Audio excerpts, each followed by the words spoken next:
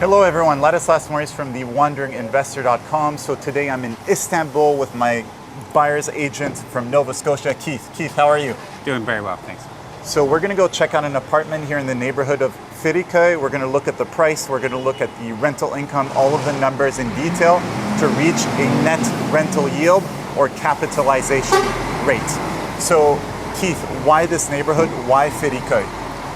For me, Ferikoy is the next domino or the last domino to fall in terms of neighborhoods that are gentrifying in Şişli. We've seen it happen again and again, starting with Bomonti, moving to areas like Meşrutiyet and then Kurtuluş and Bozkurt Mahallesi, those places. And here really is the last place that is going to gentrify, and still the prices are probably about 30, 40, probably 50% less than Bomonti. Down the street, 8 minutes away, if you walk, you have the Osman Bey metro station. And further down the street down there, you start to see cool little cafes and bars even. And then gradually it's coming to this side. It's like the coolness has absolutely not come here yet, as you can see from like the restaurant, which is very local, or the little, I don't know what this is, the little bazaar antique place. So it's still very local, very, all the cheap places, but it's coming. So let's have a look at the apartment. Let's do all the numbers. Okay.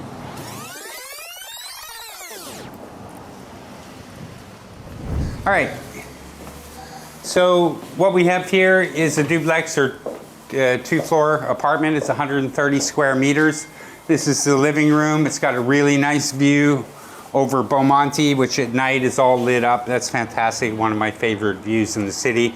It also overlooks the Ferikoy Sports Club, which has a, I believe, Division II team playing there, so you can get some free matches. How many square meters and what's the price include? Because I know you're negotiating it right now for a client. Yeah, it's 130 square meters, 15-year-old building, hardly any renovation required.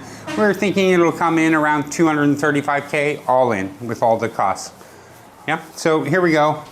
Living room. There's just a small little toilet here that you can use if you're downstairs cooking, or for the person in this bedroom. We have the kitchen here. First bedroom here. It's a 3-bedroom apartment, so this is 1 bedroom. Let's go upstairs. So who's the target market for rentals? Rentals, anyone really. Can be Turkish family, can be foreigners. Very open. Do Turkish families, because this one comes, you were telling me, comes furnished, right? Yeah, still you'll be able to get... and the price again, you said how much? 235K. 235K, including furniture, excluding furniture? Including the furniture, this one I believe. Okay. Oh, there's a terrace here. So we have, this is the 2nd bedroom. You have twin terraces on both sides. So here it's open, but on the other side you have the nicer view. But you see all the way down to the vent as well. And how much could you rent this out for on a monthly basis? We'd be looking at somewhere between $1,100 and $1,200. And this is Here's the main washroom. And this is taking into account depreciation, correct? Yeah, that's right. Okay.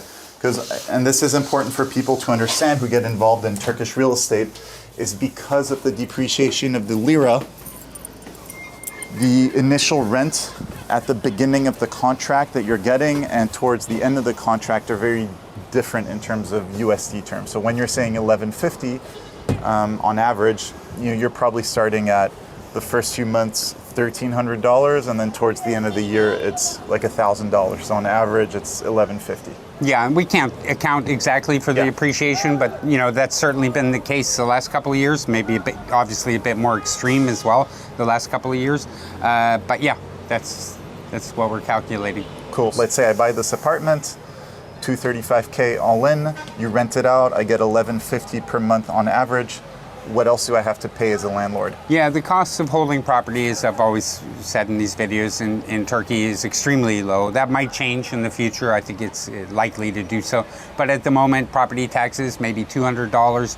Building maintenance fee, $20 a month. That's $200 a year, by the way, for the property taxes. And the building fee that the tenant pays. Yeah, the tenant would pay that fee as well. And then you have the property management fee, which ranges between 8 to 10%.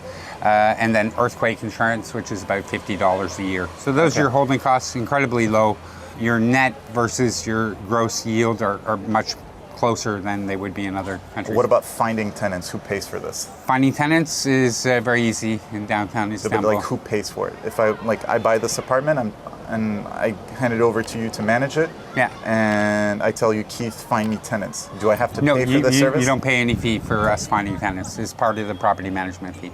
Cool. So this makes a big difference at the end of the year in terms of net rental income when you don't have to pay for finder's fees for tenants. Yeah, that's right.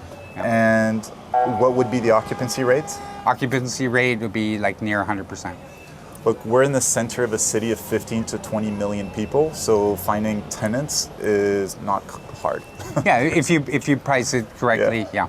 Cool. So in the numbers, we'll just put 95% to be safe, to add a little bit of buffer.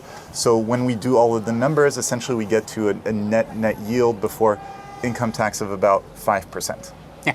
Can you find other such deals? Because this one will probably be off the market by the time the video gets published. I think we're negotiating on this currently, so I wouldn't expect it to be on the market.